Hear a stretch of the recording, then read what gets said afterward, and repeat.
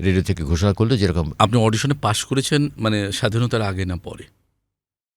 স্বাধীনতার পরপরই। পর। এটা তো আপনার পাস করার ডিসেম্বরের মধ্যে কথা। শেষে। আমি অডিশনের জন্য চিঠি পাঠালাম, আমার কিন্তু কোনো লবিং ছিল না।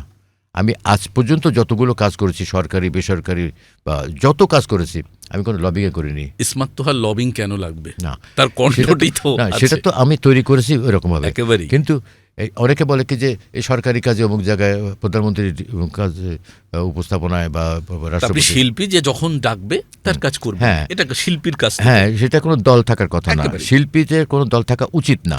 এবং শুধু তাই না, আমরা যারা শিল্পী হয়তো জানিও না কি কাজ। ফোনে কথা বললে একটা ভয়েস লাগবে, সন্ধ্যায় ফাঁকা আছেন কিনা, হ্যাঁ, হ্যাঁ। এইটুকুই কথা। কয় টাকা দিবেন, কাহিনী শেষ। এরবার আমার স্টুডিওতে গেলাম, গিয়ে দেখলাম যে অমুকের কাজ বা তার জীবনী। এটা আমাদের দায়িত্ব তো না। আমাদের কাজটা হচ্ছে পেশাদারিত্বের সাথে ওই কাজটি ডকুমেন্টারি, মানে ডকুমেন্টারি ভয়েসটা দেয়। এটা আমার পেশাদারিত্ব।